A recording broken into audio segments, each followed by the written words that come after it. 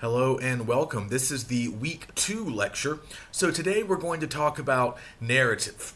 This is our first writing style or writing technique that we're going to be learning about this semester. So you might remember back in week 1 when I was talking about our schedule and how we were sort of moving through the different weeks of the semester, I mentioned that we are basically dividing up the class into 4 distinct units. And those units are built around these different writing styles. So we start with narrative, then our second unit is all about analysis. Our third unit is mostly comparison, although we're also incorporating a few other styles as well. And then our fourth and final unit is all about argumentative writing. And we end with argumentative because that's going to get you ready for the work that you're doing in 102. Most of you are going on to take English 102, and that class is really geared heavily towards argumentative writing. So that's how we move through the class. So at the end of each one of those units, we have a major paper due. So our first major paper will, of course, be a narrative.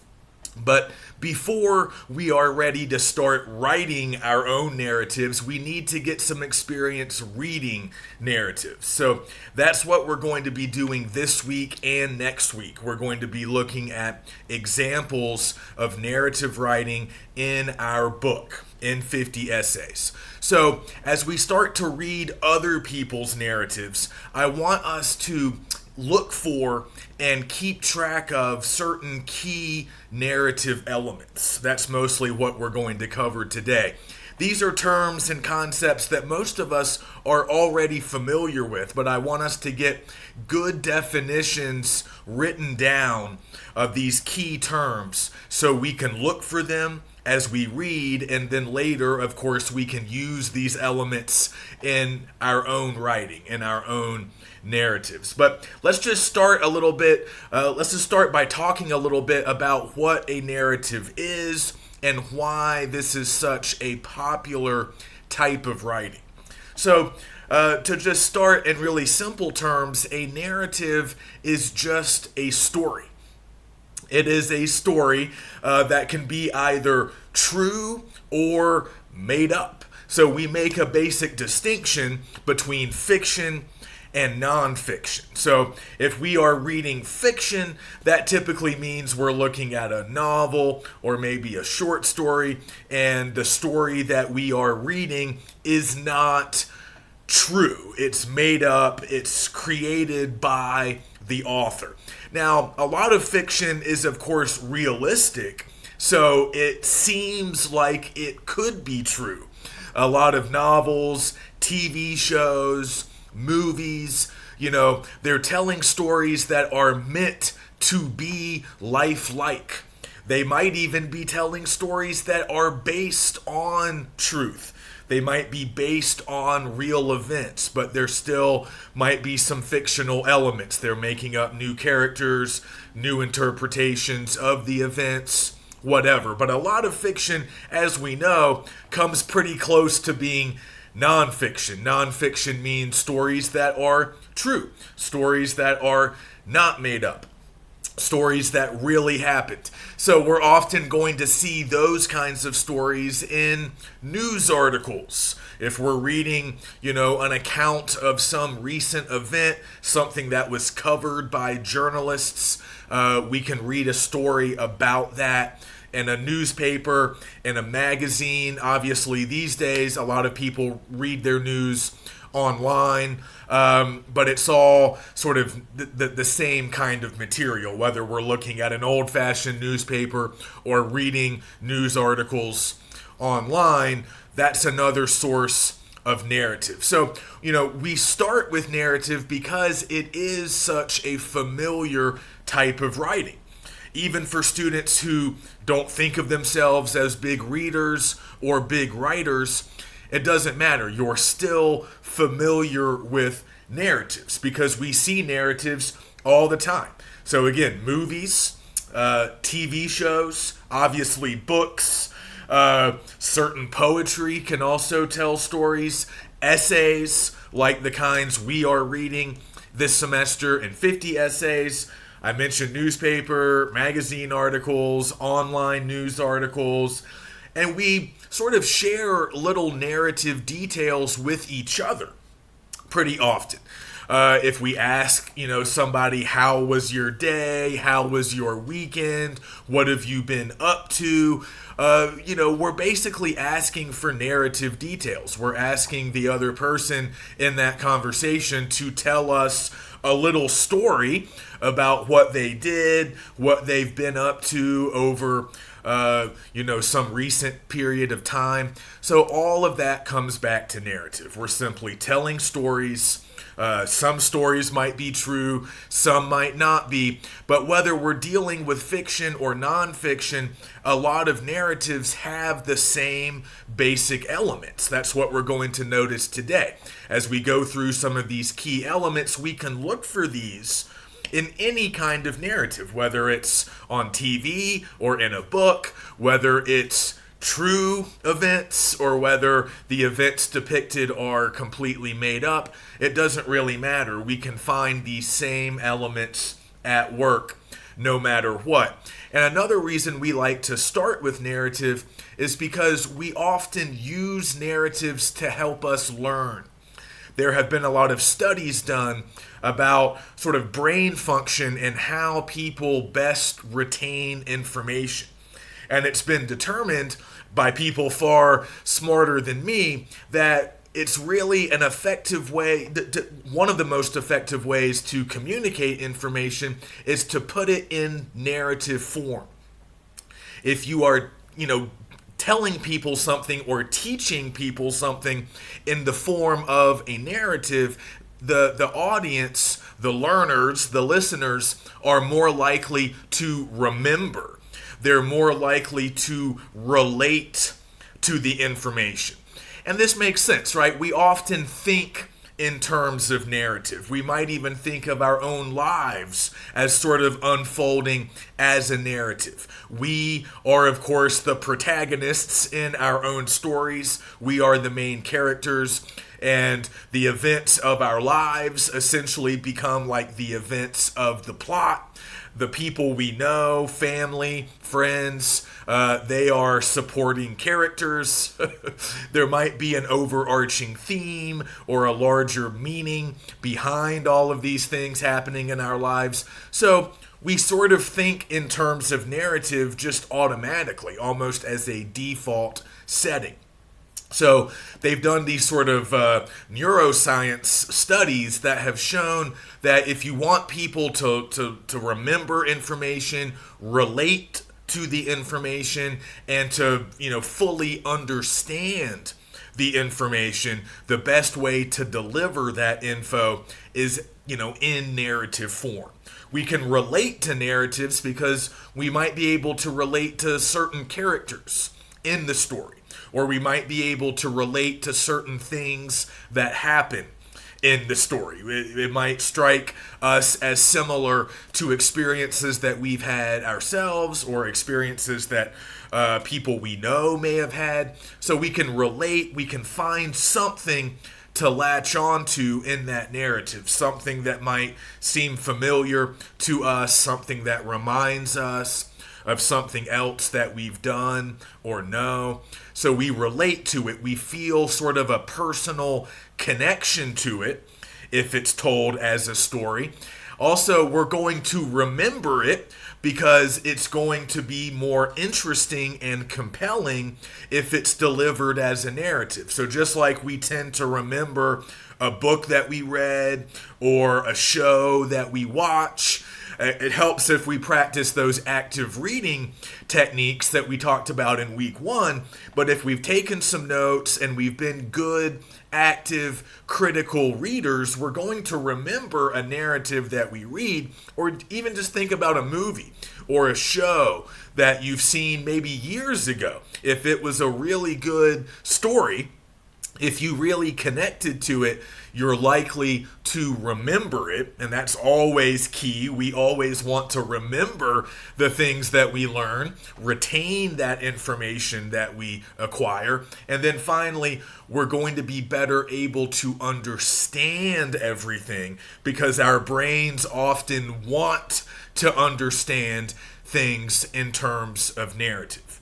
So if we can follow a plot, if we can get to know characters, if we can understand larger themes, then we're more likely to comprehend that info. We're going to hang on to it, we're going to feel connected to it, and we're going to be able to do more with it.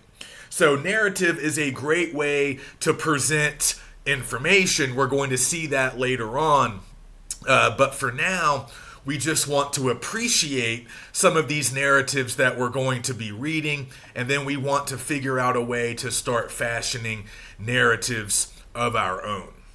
So let's go through some of these key elements that we're going to find in most narratives, whether they are fiction or nonfiction.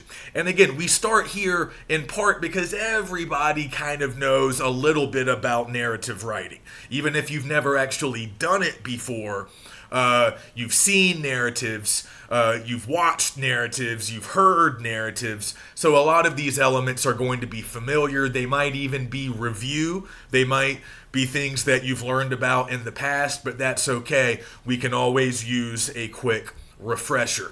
So let's start with the overall narrative point, also called the theme.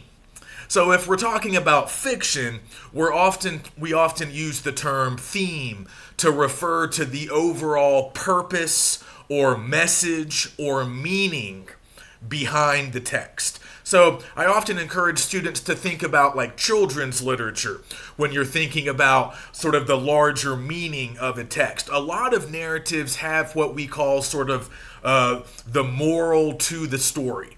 They have some kind of clear message that they're trying to communicate to the audience, and we often find this in the types of stories that we tell children. So think about fables. Think about fairy tales. Oftentimes, these kinds of children's stories have clear messages. They're teaching morals. They're teaching children like how to behave, what not to do, how to treat other people, right? How to approach different, situations that might present themselves in life. So oftentimes with fables or fairy tales, you might even think of like Aesop's fables. All of those little stories have clear messages that audiences are supposed to understand and sort of walk away with. So we often think of that with, like I said, stories for children, stories that are kind of meant to have some instructional value, like they're sort of teaching important life lessons. And a lot of stories do that, not just stories that are intended for kids, but a lot of stories. I would argue a lot of like superhero stories have clear sort of morals. They have clear messages. Like, they're making some larger point that the audience is supposed to understand. So that's typical. And with fiction, like I said, we're often going to talk about the theme. And the theme is just another term for narrative point. What is the point? What is the message? What is the larger meaning that this story is trying to communicate? Now, as we read different narratives, you're going to find that some narratives have a very clear and obvious narrative point. Sometimes it's very, very intentionally made clear, by the author. It's almost like telegraphed to the audience. And then in other cases, you might have to do a little bit of digging. You might have to kind of figure out what the theme or what that overall narrative point is. It might not always be clear. The reader might be leaving it up to you to kind of figure it out. But every narrative has some larger point. some larger meaning. And you might just ask yourself, if you're struggling to kind of find it, you might just ask yourself, like, what is the purpose of this narrative? Why are we, like, why did the author create this narrative? And why are we reading it? There's always a larger purpose. Why was this narrative created? What is it supposed to do? And why are we reading it? You can always ask yourself those types of questions, and that might allow you to sort of arrive at the larger narrative point. So keep in mind that narratives often have a lot of different goals. Some narratives might be designed to persuade an audience, to convince an audience to do a certain thing, or to feel a certain way, or to believe a certain thing. So some narratives can be argumentative, they can be persuasive in nature. Other times they're mostly designed to inform. They are in teaching us something, perhaps, delivering information to us. And there has to be a reason for that. There could also be, narratives that are primarily designed to entertain. Narratives that maybe don't have a really heavy, complicated message or meaning, but they're designed to be fun, interesting, exciting. They might be primarily designed for entertainment, but don't dismiss those kinds of narratives as being somehow less important. We like to be entertained, and if you're looking at a narrative that's mostly designed for entertainment, you'll notice that it's really trying to create certain emotional responses in readers. This is true of a lot of popular fiction. Like a lot of best-selling authors are doing this, James Patterson or Colleen Hoover or these other sort of bestsellers. You see their books everywhere. They are popular largely because their books are entertaining. But also, along with that entertainment comes very specific emotions. So if you're reading a suspense thriller, that narrative is largely designed to make you feel suspense. It's designed to maybe scare you or surprise you or make you feel like you're on the edge of your seat. If you're reading a romance novel, it's designed to make you feel different emotions, nostalgia, you're swept off your feet by the love story. Maybe you feel a little bit of sadness if the couple can't stay together. Maybe hope that they will stay together. So even narratives designed to be entertainment, to be kind of beach reading, they still have a very clear purpose, and they're still trying to accomplish certain things. They're trying to make certain points, and they're trying to make readers feel a certain way. So that's all part of the larger narrative point. What is this text saying? What is this narrative saying? And why is it saying that? Those are questions that you should always ask yourself. So you always need to be able to identify that narrative point in any narrative that you read. We can use a lot of different terms for this. We can call it narrative point. We can call it theme. You might just think of it as kind of the main idea of the narrative, the larger message of the narrative, or the meaning. Sometimes I hesitate to use the term message because not all narratives necessarily have a message or a moral. But sometimes that is a useful way to think about it. But you might just think of it more like overall meaning. What is the meaning? Sometimes that meaning might be a message, but other times that might just be an idea or a feeling that the author is trying to express. So you always want to identify that overall narrative point. And another thing you need to identify as you are reading narratives is the central conflict. Okay, the central conflict of a narrative is really what's driving a lot of the action. So typically the conflict will be a source of tension or drama. And almost any narrative will have some kind of conflict. Now, we often think of conflict in kind of obvious terms, like two people fighting or two countries at war. Those are pretty obvious conflicts, and sometimes narratives are very much about those kinds of conflicts. But those are not the only kinds of conflicts that we find in life. There can be a lot of conflict. So yeah, we can always have human versus human conflict. We can have one character sort of battling against another character. That's a possibility. But we can also see human versus society. That can be a conflict if one person is sort of fighting against a larger institution, a larger like social institution or entity like the military, the government, a school perhaps. That's another source of conflict. We can also see conflict between humans and nature. In some cases, we've all kind of seen or read like disaster type narratives, like somebody's trying to escape from a volcano or a hurricane or an earthquake or a fire. Those are also conflicts. There can be conflict between humans and animals, humans and robots. There's all kinds of different conflict. And there can also be what we call internal conflict. And that's when the tension or the battle is really taking place inside one person's mind.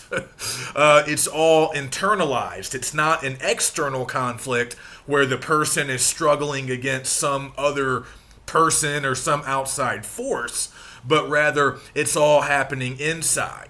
So you're trying to do something that you don't want to do. That could be a conflict. You're trying to overcome some kind of, mental blockage or some kind of past trauma or an addiction. That's more of an internal conflict because it's playing out inside your own body, inside your own mind, your own thoughts. So we can see internal conflicts as well. So again, don't think of conflict as always being really big and loud and obvious, because it's not always. Some conflicts are subtle. Some conflicts are very much non-violent. Again, it's not always a fight. It's not always a physical fight. A lot of conflicts can be subtle, and sometimes they take place inside of a person.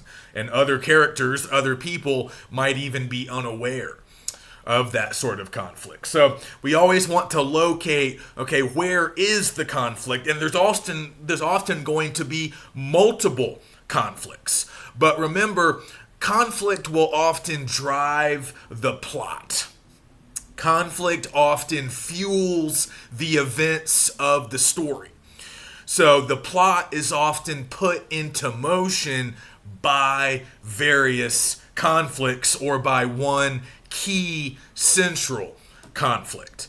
So sometimes when you're kind of analyzing the plot and thinking about what actually happens in the narrative, you'll be able to identify the conflict that drives a lot of the action, a lot of the events of the plot. So let's talk a little bit about plot now.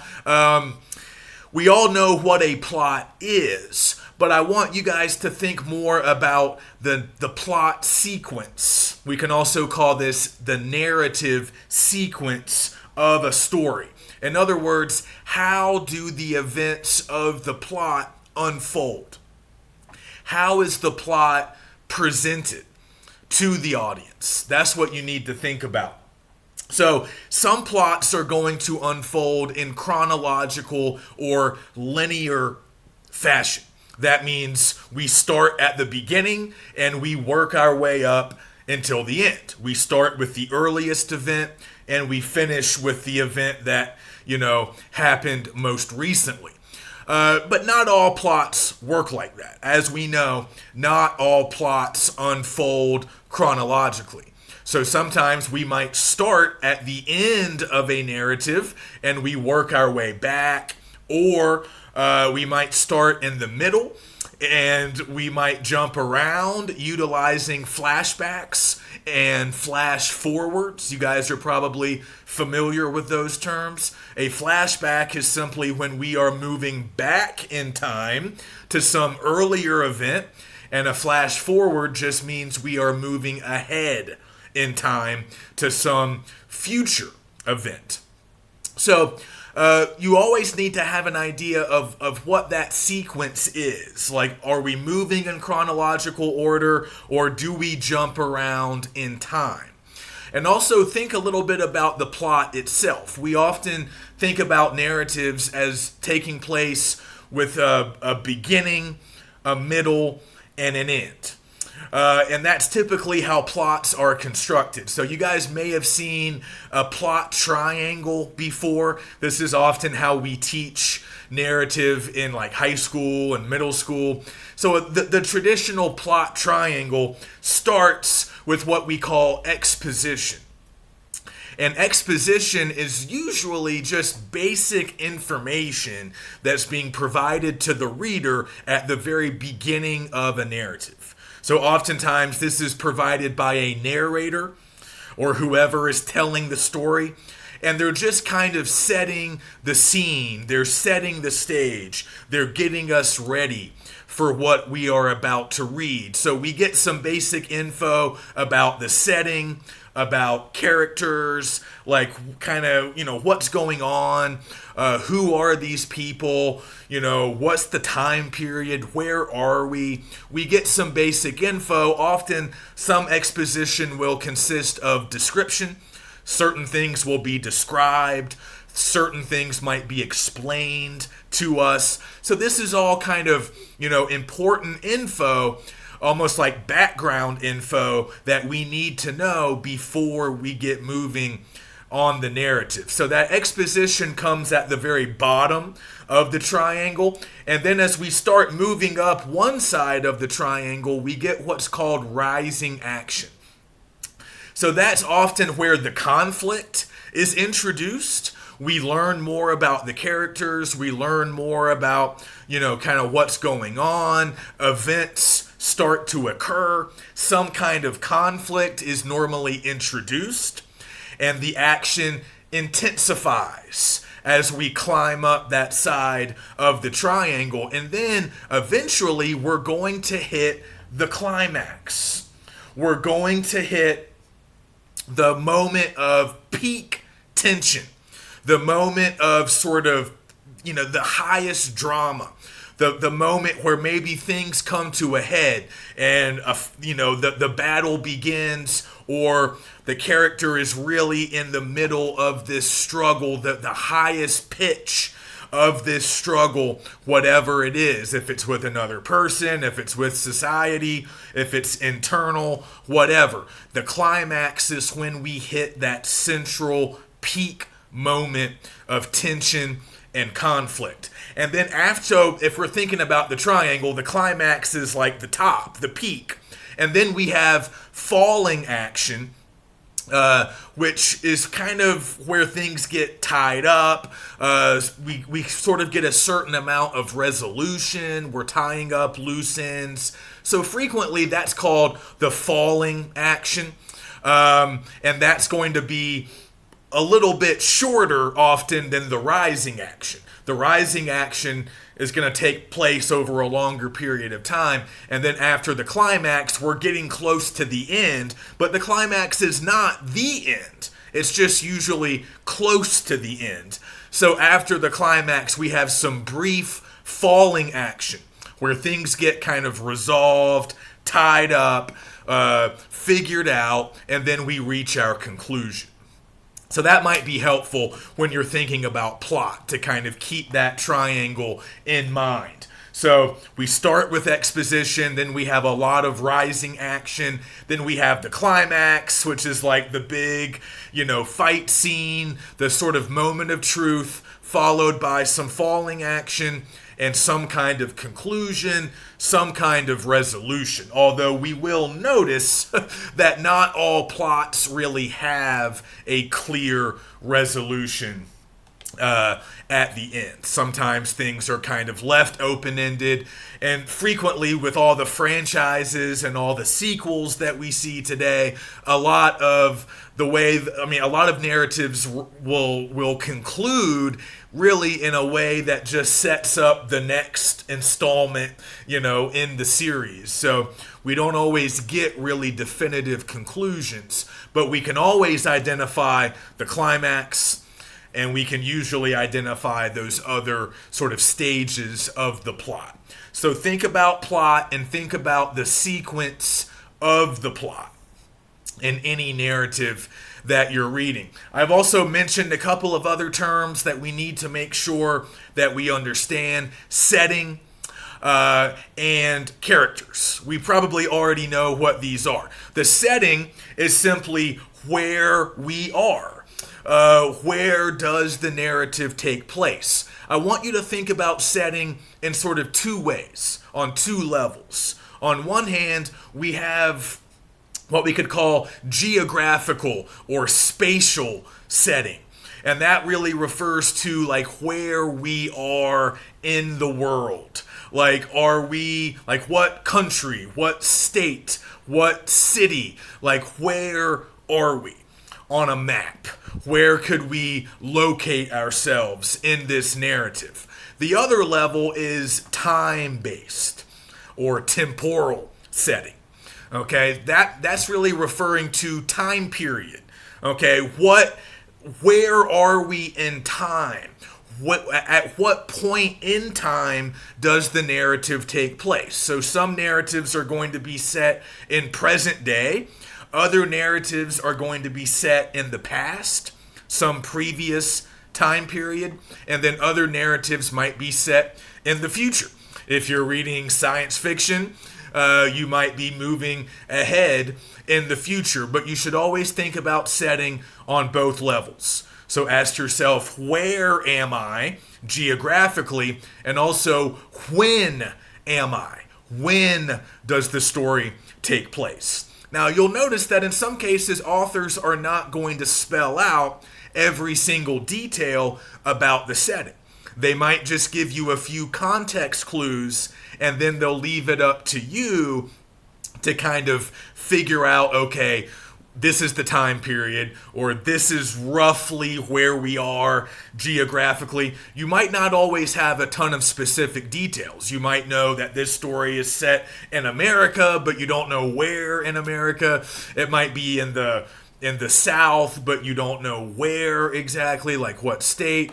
You might have a general idea of the time period based on context clues, like they're using horses instead of cars. So we're probably back in the 19th century, but we don't know exactly what year.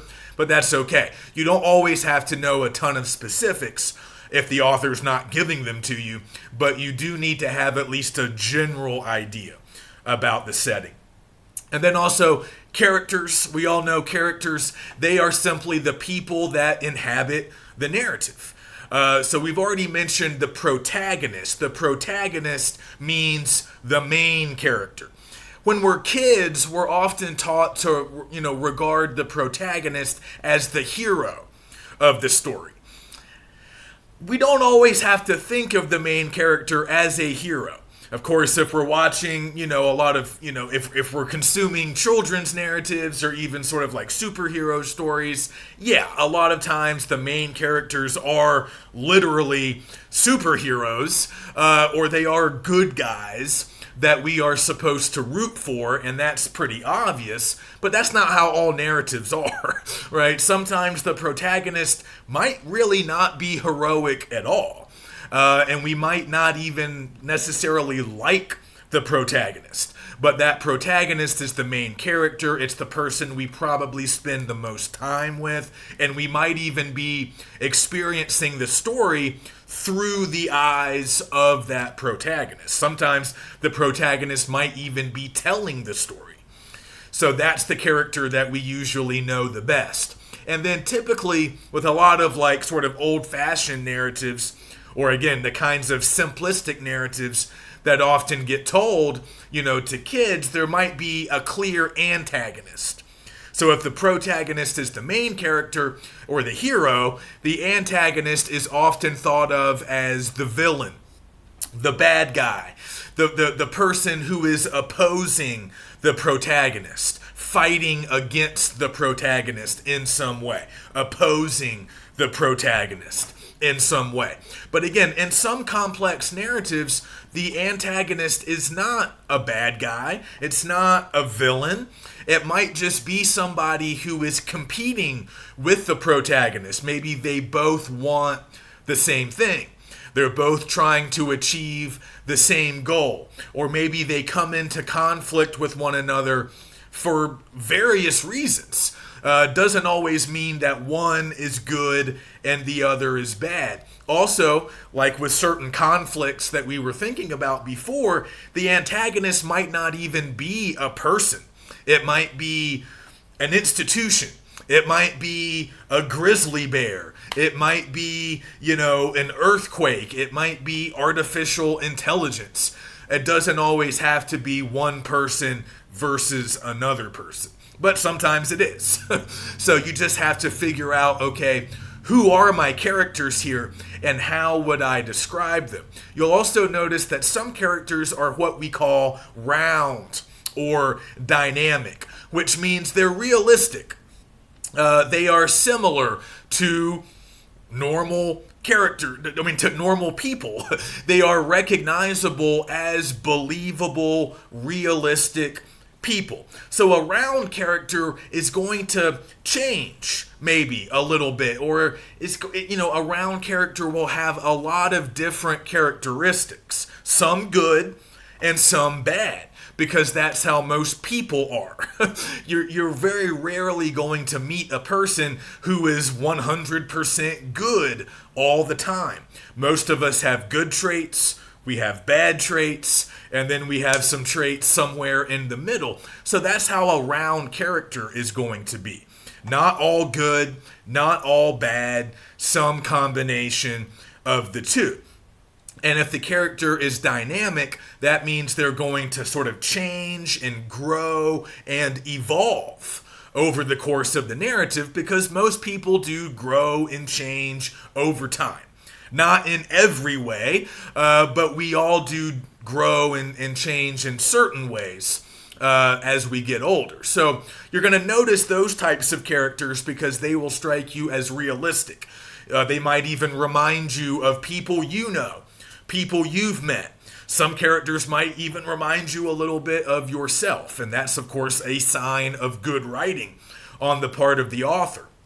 But sometimes we're going to meet flat characters that do not change, they are not realistic, and they don't really have a lot of different characteristics. So flat characters tend to be defined really by just one key characteristic, and they're often stereotypes.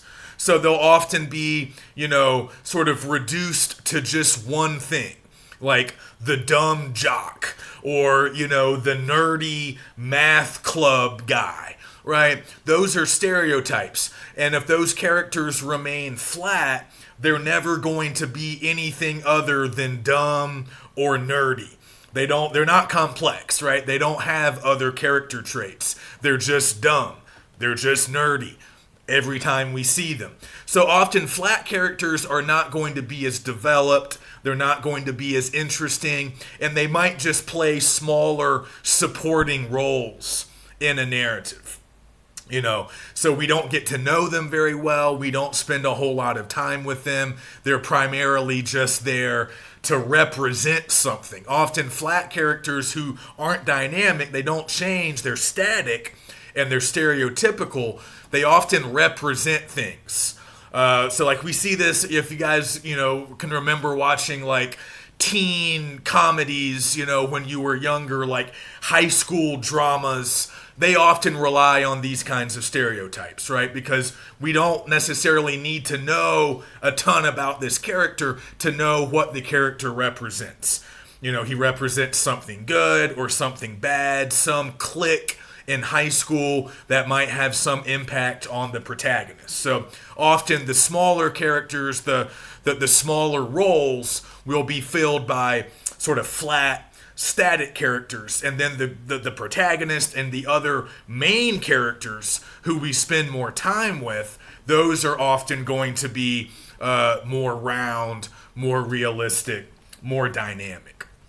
Okay, so now let's talk a little bit about narrative point of view. This is a really important element. All narratives are told to us, right? They are delivered to us, usually by a narrator. Okay, this is especially true of a lot of fiction, a lot of novels and short stories, even shows and movies. They often feature narrators who are literally telling the story to the audience. So you have to figure out, okay, what kind of narrator am I dealing with? So there are two types that we see the most often: first-person narrators and third-person narrators. With first-person narration, you're usually getting the story told to you by the protagonist. And you can tell because you're going to see first-person pronouns.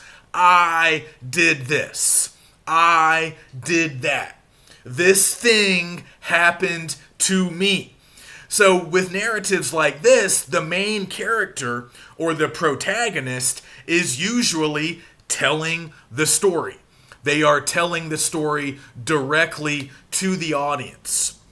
So this is a very personal, in some cases almost intimate way of narrating a story. This is a first-person point of view. So it seems very direct, it seems very immediate, and you're often going to have access to the inner feelings and thoughts of the protagonist, of that main character. They are going to be telling you how they feel, what they thought at any given moment. However, a first-person narrator will often not be able to get inside the heads of other characters. So if I'm the narrator of my own story, I can tell you all about my inner thoughts and feelings, but I don't know what other people are thinking. I don't know necessarily how other characters are feeling. So I can really just describe their external actions.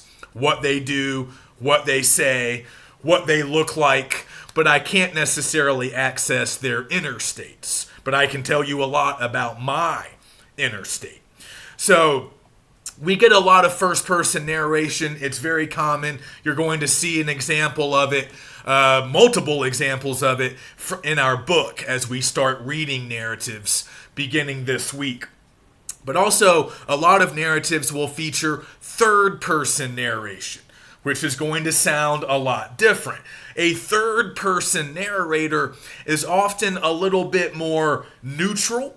They're often describing events that happen to other people, not things that happen directly to them. So with third-person narration, you're going to notice different pronouns. Instead of I did this, it's he did this, right? The narrator is describing other people, things that other people did. So often with third-person narration, we're going to have sort of two ways we can go. We can have what's called an omniscient third-person narrator, or we can have what's called a more limited third-person narrator. So an omniscient narrator is a godlike narrator who knows everything. To be omniscient means to be all-knowing. You see everything, you know everything. So you function much like God. So a third-person omniscient narrator is sort of like God. This narrator is not really a part of the action. They're above the action. They're up on high, observing everything that's happening and telling the story. Okay? But because that third-person narrator in this case is omniscient, that means they can tell you what any character is thinking, what any character is feeling. They have access to everything because they are all-knowing.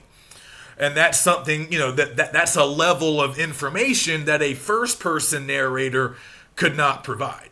Okay, so a third person omniscient narrator is very much separate from the action, godlike, but they can tell you everything.